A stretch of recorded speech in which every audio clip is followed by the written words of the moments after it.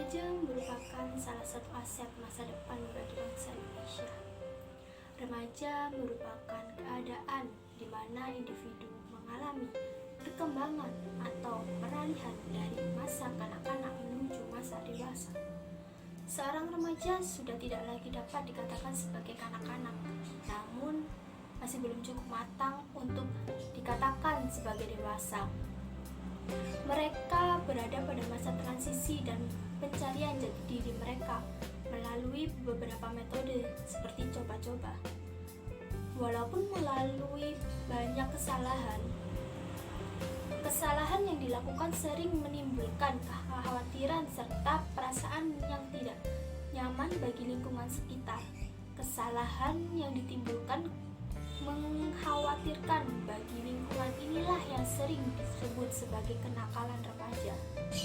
Banyak faktor yang mempengaruhi kenakalan remaja, yaitu terdapat faktor hereditas atau karakteristik yang diwariskan oleh orang tua dan faktor lingkungan. Yang diantaranya faktor lingkungan keluarga, lingkungan sekolah, lingkungan teman sebaya, ataupun media sosial.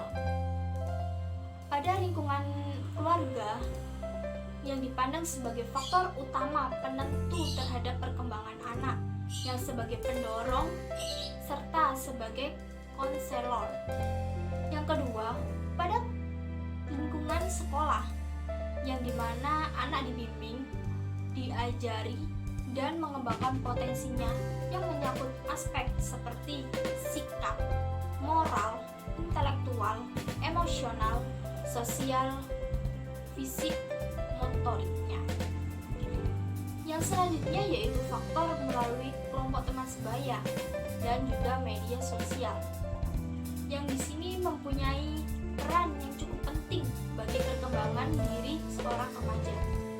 Melalui teman sebaya dapat berpengaruh terhadap anak, bisa berperilaku positif maupun negatif. Pada penelitiannya, Muhammad Arifin mengemukakan terkait dengan pengaruh negatif dari kelompok teman sebaya terhadap anak. Haley dan Browner menemukan bahwa 67% dari 3.000 anak nakal di Chicago ternyata karena terdapat dari teman sebayanya. Sedangkan pada media massa juga memberikan tayangan-tayangan yang berdampak positif dan juga negatif terhadap perkembangan anak tersebut. Boleh ya sedikit berbincang-bincang mengenai kenakalan remaja? Oh iya Kak, boleh. Pada saat ini kan banyak ya permasalahan, bukan hanya di kalangan orang dewasa saja, tetapi mengenai kenakalan remaja juga banyak dilakukan pada saat ini. Menurut Anda permasalahan apa sih yang sering Anda temui di lingkungan sekitar Anda? Kalau menurut penglihatan saya, di sekitar banyak kenakalan remaja itu pada nafsa, rokok, minum-minuman keras, atau obat-obatan yang terlarang. Kayak gitu sih. Seperti terkadang ada juga anak yang nggak merokok, terus disuruh merokok katanya biar gaul.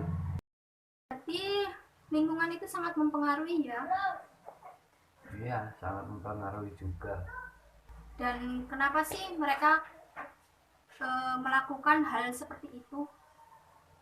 Kalau menurut saya sih, remaja itu kan mencari jati dirinya, maka dari itu mereka juga mencoba hal-hal yang belum dilakukan dari sebelumnya.